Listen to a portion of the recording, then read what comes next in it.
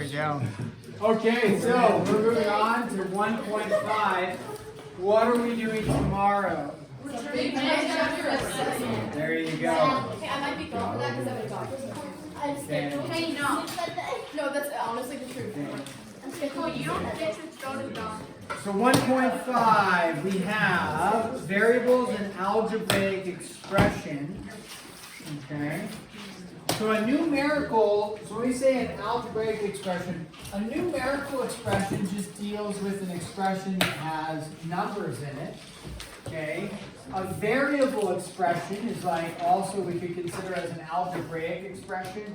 A variable expression would be when you have variables in it. Okay. So if you have a numerical, so this is 1.5, I'm writing, what are you doing? Writing. So this is Algebra 1, numerical variable expressions. If you have something like 3 plus 7 squared, variable or numerical? Numerical. There's no variable involved, okay? So this would be considered a numerical. Okay, great. Numerical. Done. Now, if you want a variable expression, also, we can think of it as an algebraic, because that's where we start using letters here. We could say 2x minus 17. There's your variable algebraic expression right there. Okay? So, variable, I assume in pre-algebra you talked about variables. Represents an unknown number. When we solve equations, we can find what that number is. So a variable represents an unknown number. The thing about, another thing is this is, so here, let's actually do this. Let's label this. This is important. Labeling. This number in front of a variable, anybody know what that is called? 2. A constant. Oh man. Not a constant, because a constant is the term that doesn't include the variable. So let's do this. That is a constant. Very good. X is my variable. I'm just going to put VAR for it. The number in front. Now, when it could technically be behind a variable, but we typically always write the number in front of the variable. So we typically, you don't need to write this, we typically do not say x2. We typically say what? 2x, right? And so the number in front of the variable,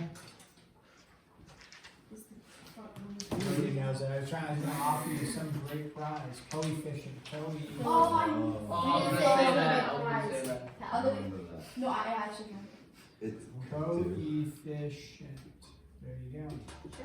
So, should you know that phrase? Yeah, you bet. Because I'll probably ask at some point like on a test. Now, that question may not be in your homework, but I may ask it on a test. Hey, what's the number in front of a variable? And you'll say coefficient. Or you'll write coefficient. I mean, if the spelling's a little bit off or something, you know, that's okay. But if I can understand that you meant coefficient. You there? Is the mid-chapter assessment over 1.1, 1.2, 1.3? Yeah, 1.1. No? Yes. Actually. Yeah. Okay. So that is some terminology. Another term that you would want is, you would need to know is domain. And the domain, we can think about this. Domain is the numbers you can plug in or use. So if you had an expression, I'll let you write that domain, the numbers you can plug in. I think the book definition, I'll read it, but the general idea is the numbers you can plug in. The set of numbers is the domain of the variable. I don't know how they kind of word that. I'll give you an example here. If we have the variable y, let's just say our variable was 3y. So that's our variable expression was 3y. You know what though? I don't want to confuse us on some stuff later on. We're just going to go 3x, easily adjusted. Okay, so 3x, that's my variable expression. if I stated for this that the domain was 0, 2, and 5, like that. So we would put a D for domain, a colon to separate it, and then these braces, 0, 2, and 5. That defines what X can be. So in this case, for this example, could I, X is a variable, so it's an unknown number, right? Could I say, hey, I'm going to plug in the number 1 for it? And you would say no, because the domain is the numbers that I can plug in. What are the 3 numbers that you can plug in? 0, 2, and 5. So domain just gives us, now sometimes the domain could be all real numbers. So you could actually have any number be plugged in. But if the domain is restricted like this, that just refers to the numbers that you can plug in. That's a very key math word, domain. So that's one that you should know. Okay, let's do just some examples here on the board. And if we have this, you know what? That is interesting. I'm going to have to backtrack on something slightly. They say list the variables and the constants. Okay, list the variables, variable / constants in the expression. Now with this, so I said this earlier, I gave it a more specific term, but we'll go with number 1 here.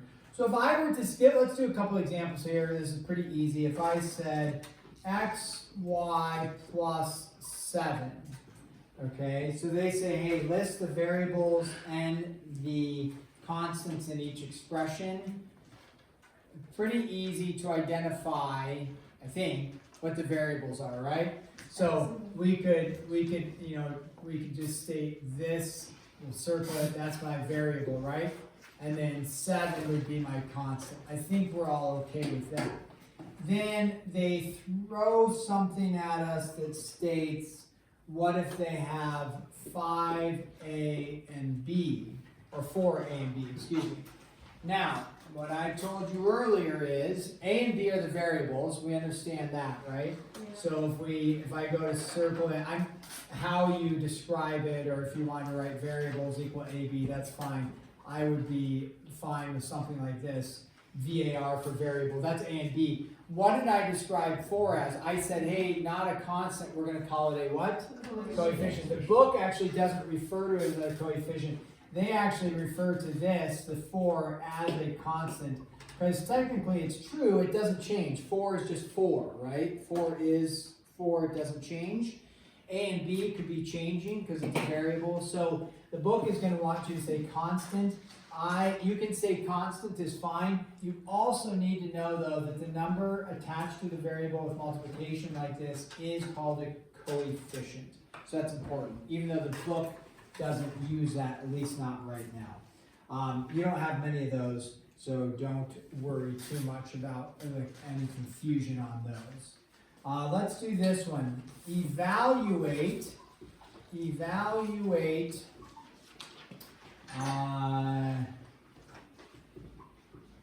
if the domain is -4, 1, 3, and 8.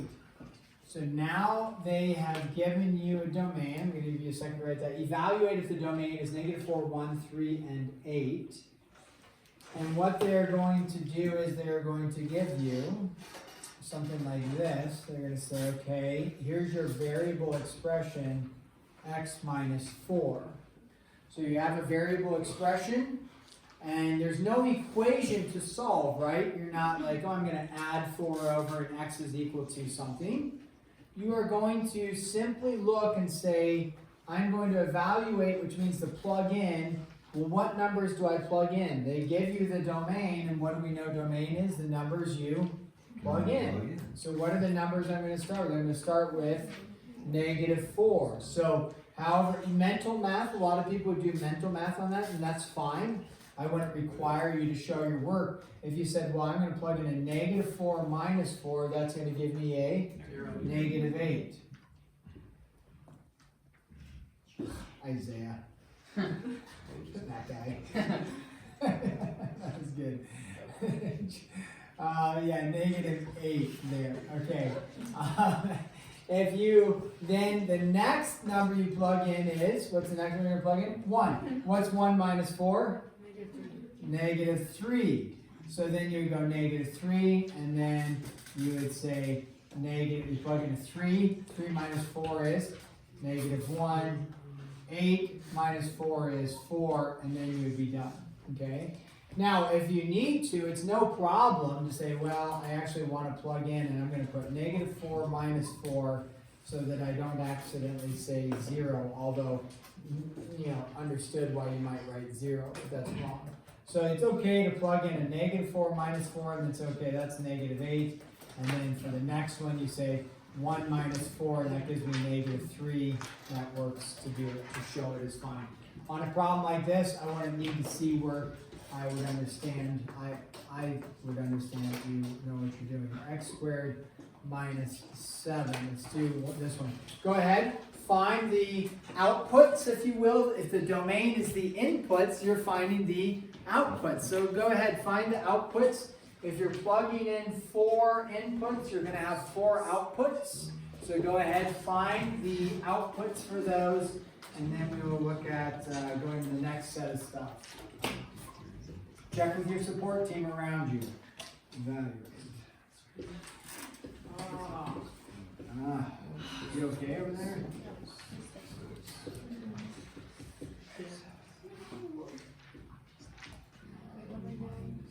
Wait, what am I doing?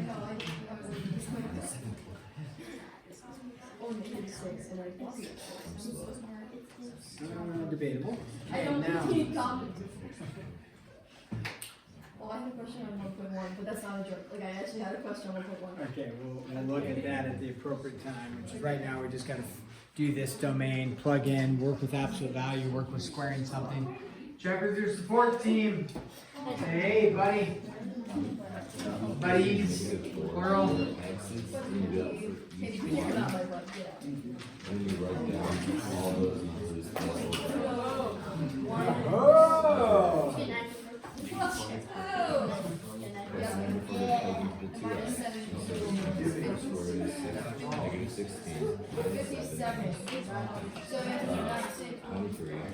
And then you have to absolute value it to make it positive. It's going to be 23. You do that for every single one. Okay, let's go over this together in interest of time if you're not there. So we would take your first number, -4, and square it. What is -4 squared? 16. In this case, the negative is getting squared because whatever x is getting squared. So if x is -4, it's getting squared. So I would write that as a -4 squared minus 7. 16 minus 7 is what, Smoothers?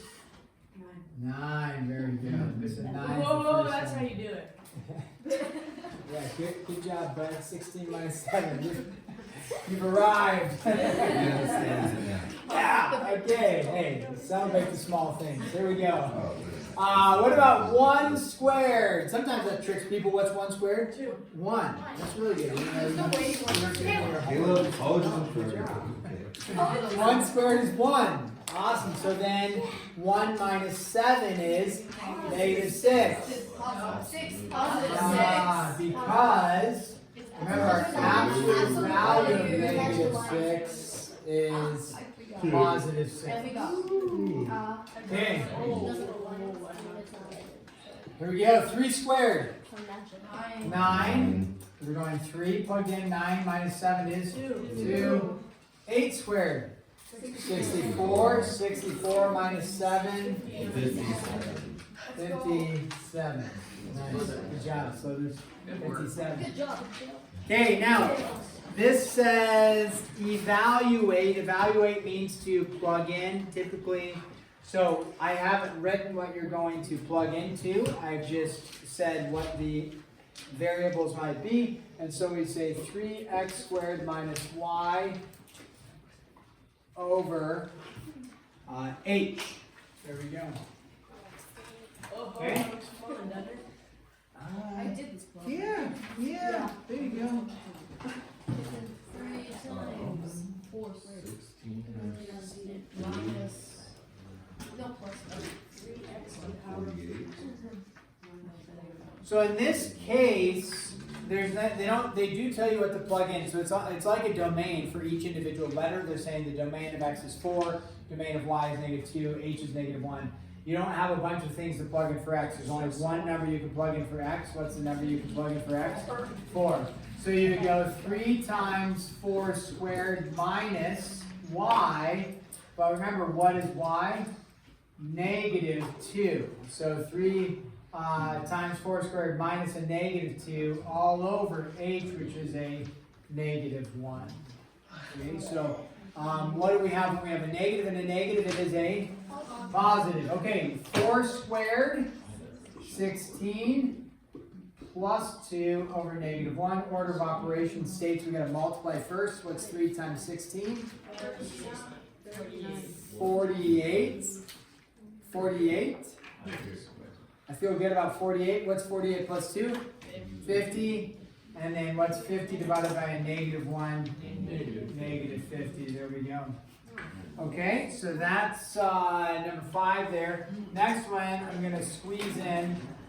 Do it. You guys doing your homework and squeeze stuff in there. There we go. Translate. So you're going to translate this into an algebraic expression. We're not going to solve.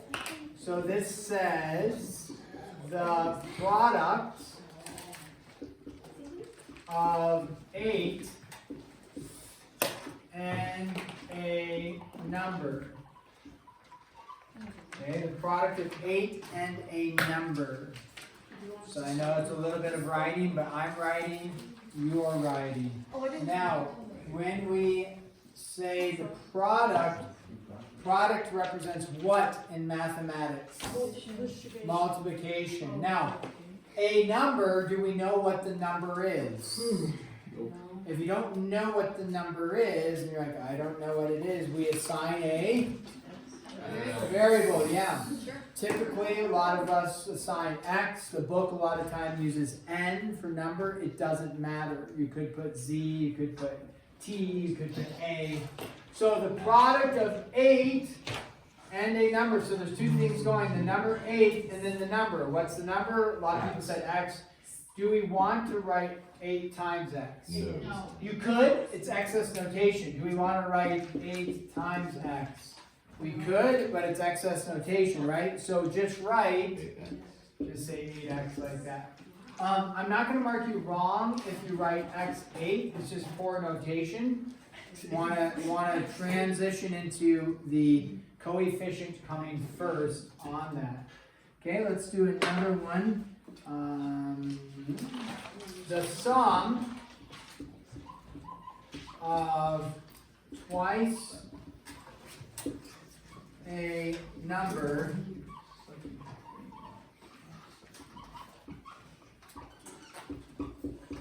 and 6. The sum of twice a number and 6. Go ahead, write an expression for that. The sum of twice a number and 6.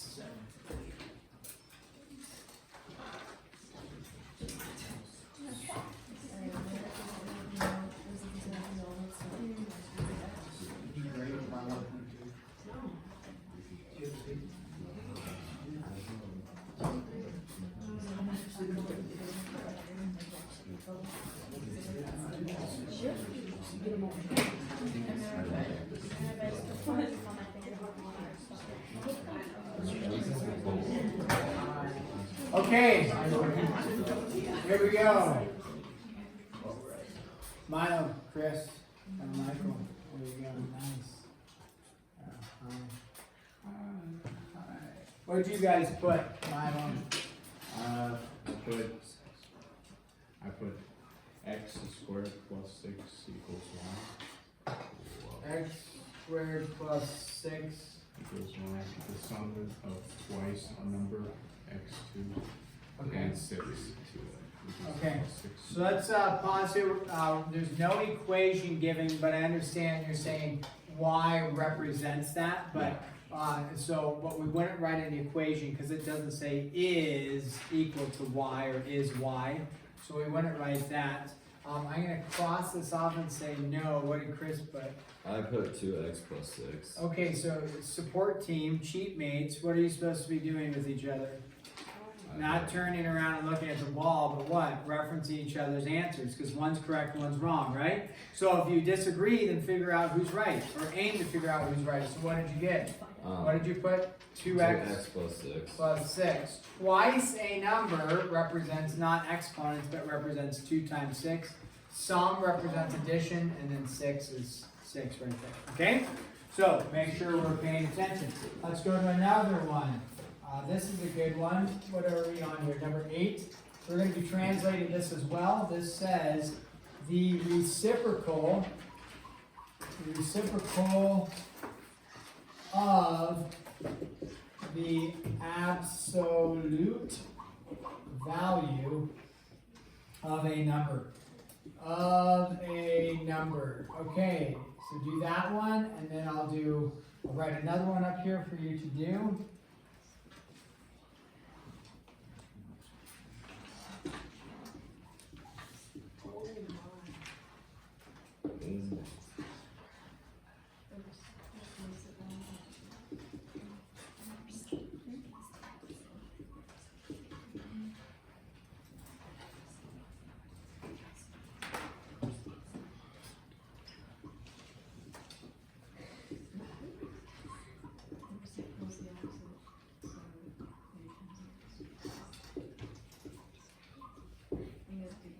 Okay, so there's your 2 to take a look at.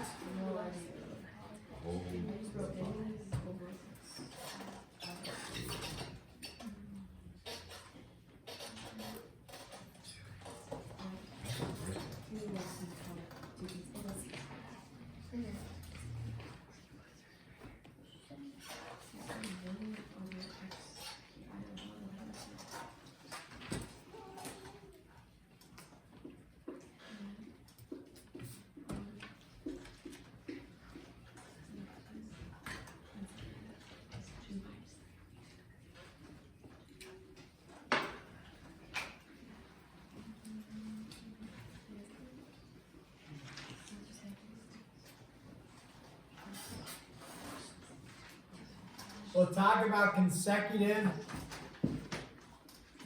In case you haven't worked with those before, consecutive means one after another. That's what consecutive means, or preceding, one before the other. So that's what consecutive means. So if you don't know those, we'll go over something to help you with it.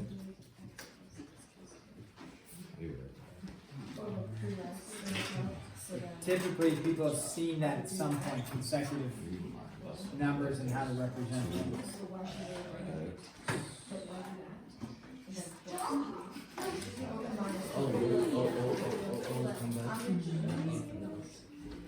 Okay, let's take a look together. The reciprocal of the absolute value of a number. If I gave you the number 5, what's the reciprocal of 5? 1 over 5, right? So you just flip it 1 over. So if it's a reciprocal of a number, it's going to be 1 over whatever that number is. Let's say n.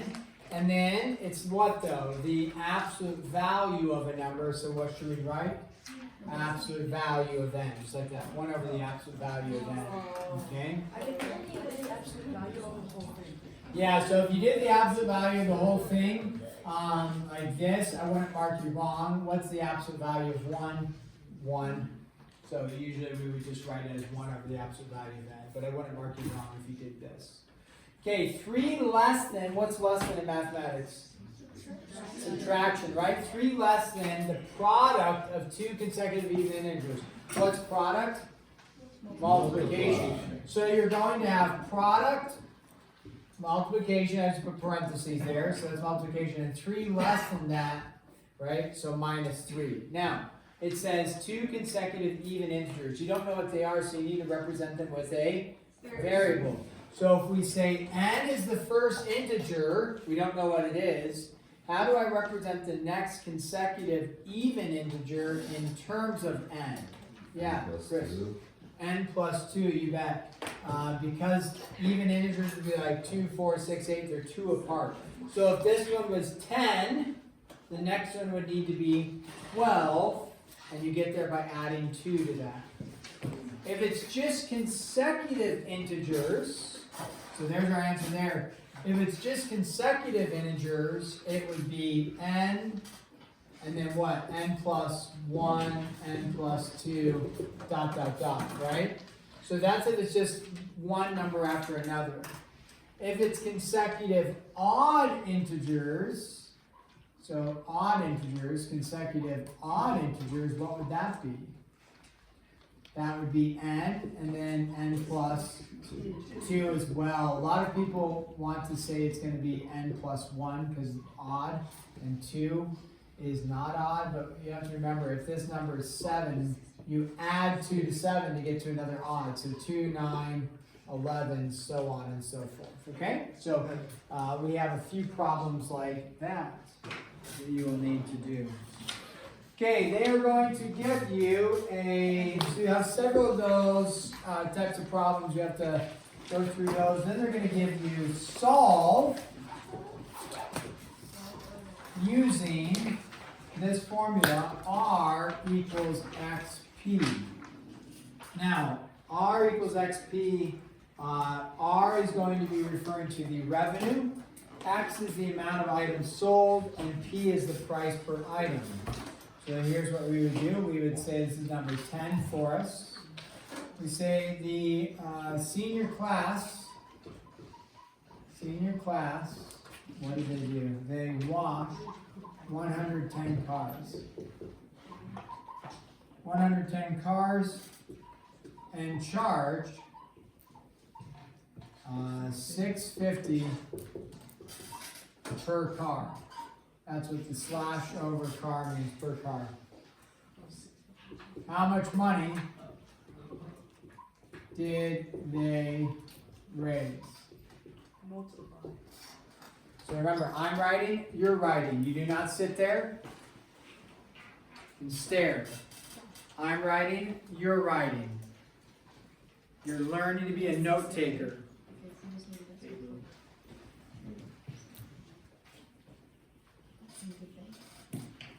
Okay. So you just use the equation revenue, right? Equation is the number of items that you did times the price per item. So all you would do is, as Slither said, he said, hey, I'm going to multiply. So there was 110 cars times $6.50 per car, just like that. And on the test, this would be a legitimate problem to have, even without a calculator, right? Just a little bit of long multiplication. Try not to put a ton of these on there, because we don't want to spend too much time just working on long multiplication.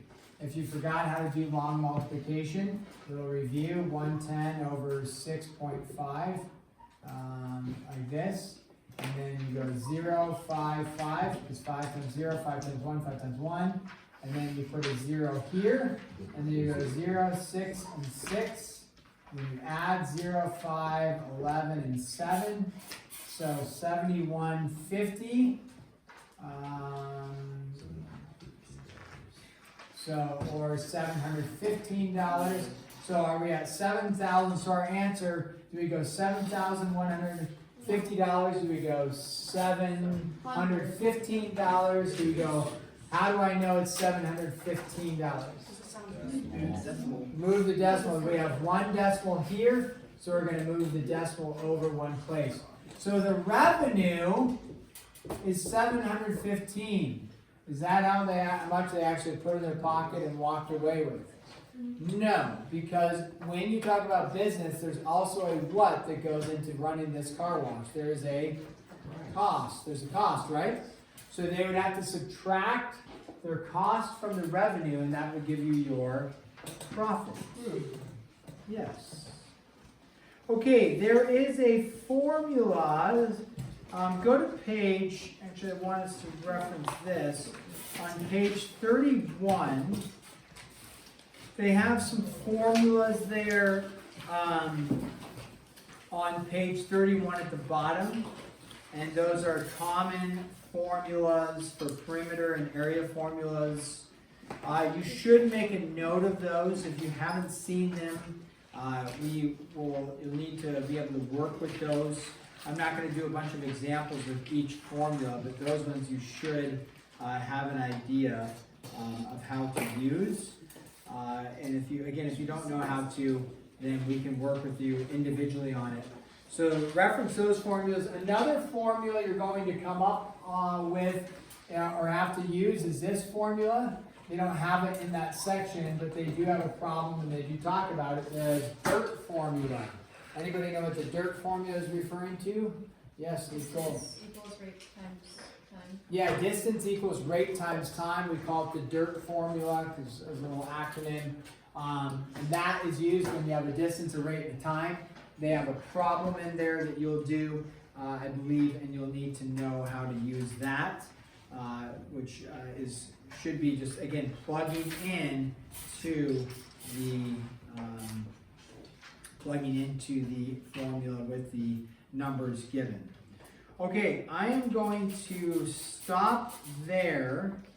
You have some more evaluate type problems here, but you're plugging in fractions, so it just becomes a little cumbersome, if you will, but you're just plugging in fractions. It's not new types of material. You just have to work with fractions by plugging them in. For tomorrow, what is the mid-chapter assessment over? 1.1 through 4. Okay, I actually don't know if I announced it. I think I did, but it's going to be over 1.1 through 1.4. So is the material today going to be on the mid-chapter assessment? No. When is 1.5 going to be due though? Actually, in this case, since we have the mid-chapter assessment tomorrow, we're not actually going to have it be due tomorrow. Sometimes we would have this be on the mid-chapter assessment, but we're not going to for tomorrow. So technically, yeah, it would be due tomorrow, but we won't grade it because we're going to be doing the mid-chapter assessment. So when are we going to grade 1.5? Thursday. Okay? So Thursday. So you're going to get a bonus day, and we're just doing the mid-chapter assessment tomorrow in class. And if you finish, let me talk about this. When we do the mid-chapter assessment, some of you may literally finish in 10 minutes. That means you have 38 minutes left. Do not ask to go to your locker. I cannot have a revolving door of junior hires walking in and out of this room. That's what you do in junior high. You come to class Yeah. prepared. Bring your math book so you can do 1.5 in class tomorrow if you have time. Bring your reading book that you have. Bring something to be productive. Make sense? If there's a bathroom emergency, fine, that's different. Okay? So make sure you show up. Some of you will take the entire 48 minutes because that's just what you do. If we gave you 7 hours, you would take 7 hours. If we gave, so you'll use whatever time is available, and that's fine. Okay? So show up prepared with some extra work just in case you get done early tomorrow. 1.5 you can work on. That'll be due on Thursday. So what are you going to do with the remainder of your 4 minutes? You're going to pull up your book. You're going